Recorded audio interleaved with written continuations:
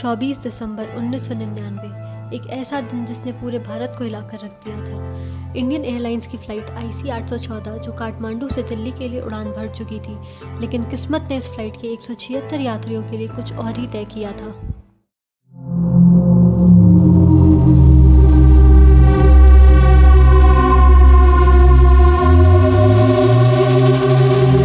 काठमांडू से दिल्ली आ रहे Indian airlines के विमान का आज अपहरण कर लिया गया है। Plane was carrying 11 crew members and 179 passengers. We were blindfolded, we all of us, with our heads down. Passenger हैं, उनकी सेफ्टी हमारी सबसे बड़ी priority. We have evidence to show that hijackers were encouraged by Pakistan. 24 दिसंबर शाम के 4:53 बज रहे थे जब फ्लाइट ने भारतीय एयरस्पेस में प्रवेश किया। तभी कुछ यात्रियों के बीच में अफरा तफरी मच गई। 5 हथियारबंद आतंकियों ने फ्लाइट को हाईजैक कर लिया। ये आतंकवादी हरकत उल अंसार नामक संगठन से जुड़े थे। हाईजैकर्स ने कैप्टन देवी शरण को पश्चिम की ओर उड़ान भरने का आदेश दिया।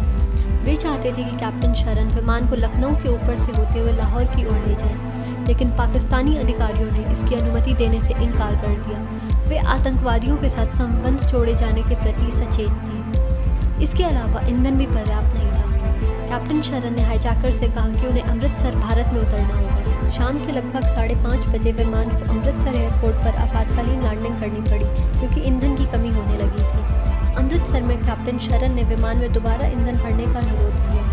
अंततः एक टैंकर भेजा गया और विमान तक पहुंचकर बंद कर देने का आदेश दिया। जैसे ही टैंकर विमान की ओर भागा, हवाई यातायात नियंत्रण ने पायलट को धीमा करने का रेडियो संदेश भेजा और टैंकर तुरंत रुक गया। इस तरह अचानक रुक जाने से हाईजैकर्स का संदेह और बढ़ गया और उन्होंने विमान को तुरंत वहां से दूर ले जाने के लिए मजबूर कर दिया। टैंकर विमान से कुछ ही फीट की दूरी पर रह गया था। भारतीय सुरक्षा एजेंसियों के बीच सही समय पर फैसला न होने के कारण विमान को उड़ने का मौका मिल जाता है। इस मौके का फ़ायदा उठाते हुए आतंकवादियों ने पायलट को मजबूर किया कि वह विमान को पाकिस्तान की ओर ले जाएं। जांच में पता चला कि इस घटना को अंजाम देने के लिए आतंकियों ने फर्जी नामों से टिकट्स बुक करवाई थी और कई बार काठमांडू की यात्रा की थी। आतंकवादियों का मकसद था अपने नेताओं की रिहाई। बहुत ही कम फ्यूल लेवल होने के कारण विमान ने लाहौर पाकिस्तान में आपात लैंडिंग का अनुरोध किया।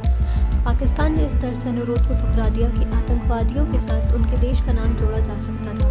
पाकिस्तान ने अपनी हवाई यातायात सेवाओं को भी बंद कर दिया। इस प्रकार इंडियन एयरलाइंस फ्लाइट के लिए समूचे पाकिस्तान के हवाई क्षेत्र प्रभावी रूप से प्रबंधित हो गए और लाहौर हवाई अड्डे पर सभी लाइटें भी बंद कर दी गई।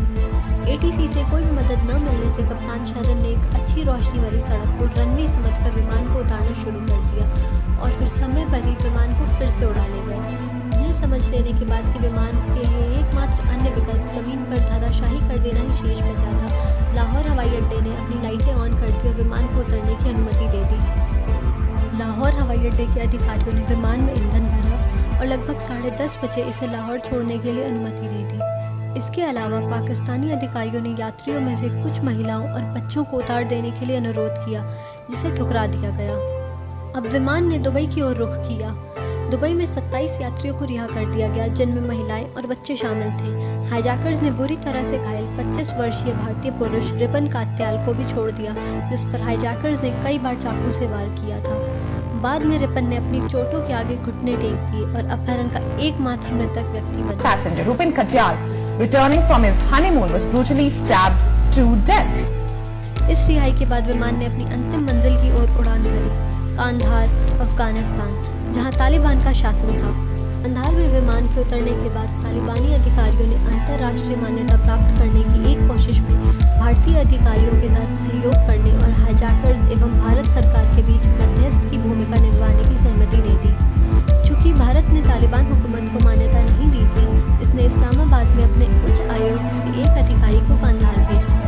तालिबान हुकूमत के साथ भारत के पूर्व संपर्क न होने के कारण बातचीत की प्रक्रिया जटिल हो गई थी।